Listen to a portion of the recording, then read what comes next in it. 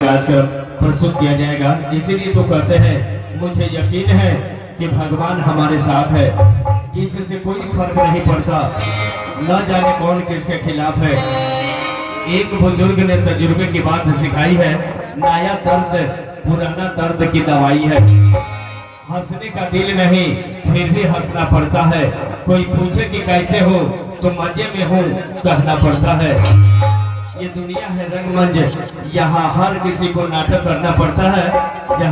यहाँ पर माचिस की जरूरत नहीं पड़ती, यहाँ आदमी से आदमी जलता है। पूजा करके आए मंदिर से तो एहसास हुआ कि पत्थरों को मनाने में फूलों को कतर कर आए हम। गए थे गुनाहों को माफी मांगने, एक और गुनाह कर आए हम।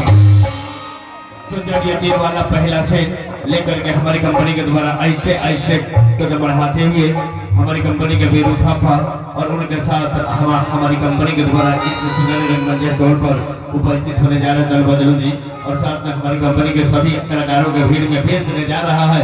चलिए दिल वाला फिल्म का नाम है, और भी पहला से एवं पहला दृश्य देखिए आप लोग। चलिए शांति काम रखें और दिल थाम कर बैठे, जल्दी है आप लोग। चलिए पहले से प्रस्तुत होने के लिए जा रहा है हमारी कंपनी के द्वारा, और भी फिल्म दिलवाला का।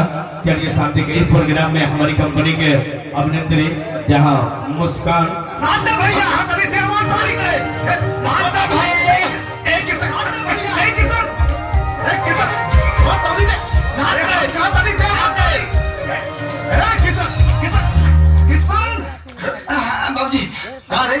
सियान भैया के बाद भी लड़का दिए झगड़ा करता सर। देखा ना बाबूजी, हमरा के हॉस्टल जाए बा आई हमार तौली लेके भाग गए। जब देखा तब ऐसे ही करेला। हम अपना ला नया कपड़ा खरीदा नहीं, आई पहन के भाग जाएगा। वहां ऐसे करता रहे त का करे यार, ये लोग खातिर तो तू नया कपड़ा खरीद देलो, हमरा खातिर कोई खरीद ले बड़ो तो ये लोग के नाक पे नहीं तका लमटे घूमी बहुत जुआ चलता। तो देव को तौली ना दे, अरे ना दे हो दे हमार तौली दे, ए हमार तौली दे, अरे ना दे किसन भाग गए, किसन हमार तौली दे, किसन का हो गई काहे जगह करता सो। देखो ना भाई, ये हमार तौली पहन के भाग गया। दे दे बेटा, ना दे ना, दे दे दे हमार तौली दे। किसन कहां से तो छोड़ भैया ना हो, ते नहीं के जरूरत भाई, दूसरे के तौली पहनल हाइजीनिक ना होला। हाइजीनिक ना माई, हाइजीनिक इससे बैक्टीरिया फैलेला तो बीमारी हो जाला। अच्छा भाई भाई का कपड़ा पहनने से बीमारी होला है? भाई भाई का खून अलग होला का? हाँ कपड़ा तो कपड़ा, भाई भाई के खून भी अलग होला। भाई भाई का खून अलग होला? भाई तो भाई, माँ बाप बेटा के भी खून अलग होला।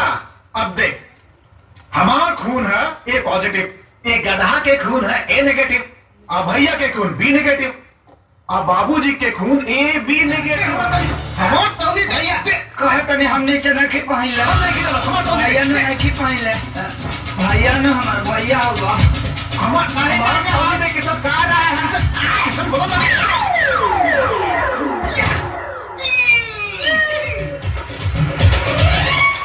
ए बनवारी रे चंदा मिल का कॉलेज से ए मुंह का टेढ़ा करते रही रे, अगर आ गई तो कह दे, आ गई नहीं खेल तो बोल दे नहीं खेल।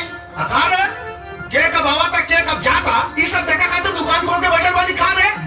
और तो नहीं यहाँ भीड़ का लगौड़ा मारा रहे फालतू के लोग, निकाल यहाँ से।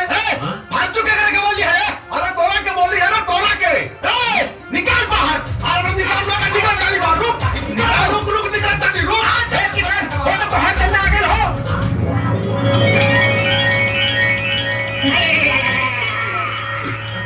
ए झगरू इन्हें आनरी क्या भाई, तनी हमर से गिरे टेढ़ा करना हो गए चंदा ए चंदा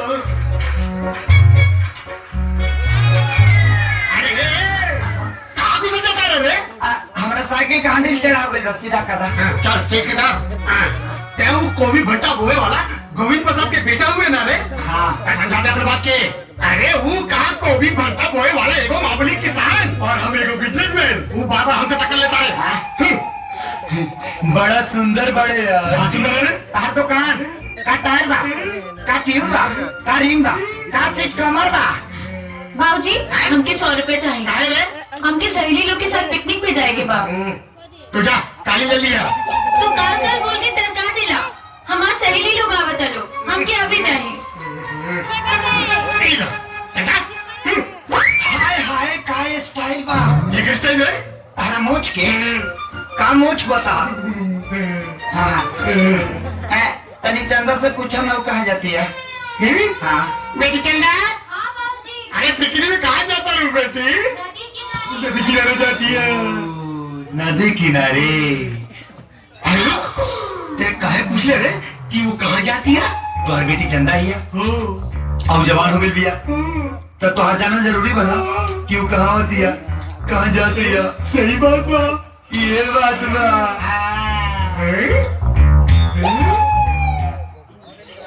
बहुत मजा आई है ना। अरे हाँ, ये लोग यहाँ कैसे? वो दे आगे निकल रे। चले चल के देखा जाओ। किशोर सब गुस्सा में नहीं आवत किशोर। चल भागे के भाग। अरे रुका सा लड़की के खींच टाटा ठेस साइड डाउन।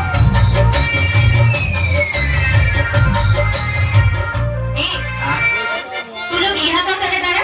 मछली फंसावत नहीं लड़की है को ना फंसली सा भगवान जाने को भी फंस। देखा, फालतू बात मत करो। हमने क्या जा पहले से पिकनिक के प्रोग्राम रहे। तू लोग भागो यहाँ से, भागो, हटाओ। हटाओ हमने क्या कहा सा। हाँ तारे लोग के बैठे के बाद जा कहने कचरा पार्टी में बैठा लो बुझाई बोलत तो ऐसे बड़ी जैसे की जगह इनका बाप के है। ए, हमरा बाप के नाम मत ला। कुछ भी कहा चंदा लेकिन जब तू किसी आलू तो बहुत सुंदर लगेलू। लगम ना, भगवान हमके फुर्सत से बनवले बाड़े। ओए होए होए होए होए होए तारा के फुर्सत से बनवले बाड़े हम का इंटरनेट से डाउनलोड हो गई बनी का। डाउनलोड होके आई बनी के। चुप रहो, सारा से तो मुंह ही लागल में कर। डाले लग जा।